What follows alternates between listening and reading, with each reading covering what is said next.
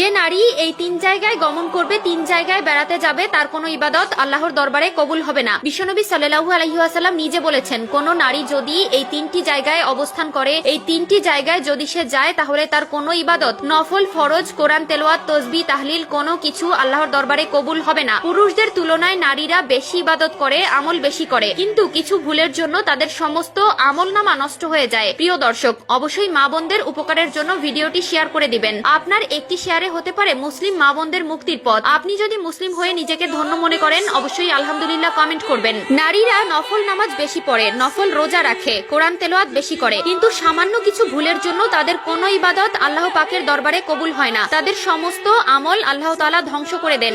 আগে ইসলাম বুঝতে হবে, এরপর ইসলাম অনুসারে জীবন পরিচালনা করতে হবে। 1 নম্বরে, কোনো নারী যদি মাজারে গিয়ে সেজদা করে, তার কোনো ইবাদত আল্লাহর দরবারে কবুল হবে না। আল্লাহ ব্যতীত যদি কেউ দুনিয়ার মানুষকে সেজদা করে বা মুক্তির পথ মনে করে, তার কোনো ইবাদত আল্লাহর দরবারে কবুল হবে না। বিশেষ করে পুরুষের চাইতে নারীরা বেশি ওজা, ফকির, মাজারের পীর, আউলিয়াদের বেশি বিশ্বাস করে। মা ও বোনেরা, অবশ্যই আপনারা মাজার পূজারী থেকে বিরত থাকবেন এবং এক আল্লাহর কাছে সাহায্য কামনা করবেন। আল্লাহ আপনাকে সাহায্য না করলে দুনিয়ার কোনো মানুষের সাধ্য নেই আপনাকে সাহায্য করবে। 2 নম্বরে, যে নারী ভাগ্য গণনা করে। রাস্তাঘাটে অনেক ভণ্ড দেখা যায় যারা হাত দেখে ভবিষ্যৎ নির্ধারণ করে। এগুলো যারা বিশ্বাস করে তাদের ঈমান নষ্ট হয়ে যায়। বিশেষ করে মা বোনদের মন নরম হওয়ার কারণে তাদের খুব সহজেই বশ করে ফেলে। আপনি যতই নামাজ রোজা করুন না কেন, আপনি যদি এই ধরনের ভণ্ড কার্যকলাপ বিশ্বাস করেন এবং এগুলোর সাথে জড়িত থাকেন, আপনার কোনো ইবাদত আল্লাহ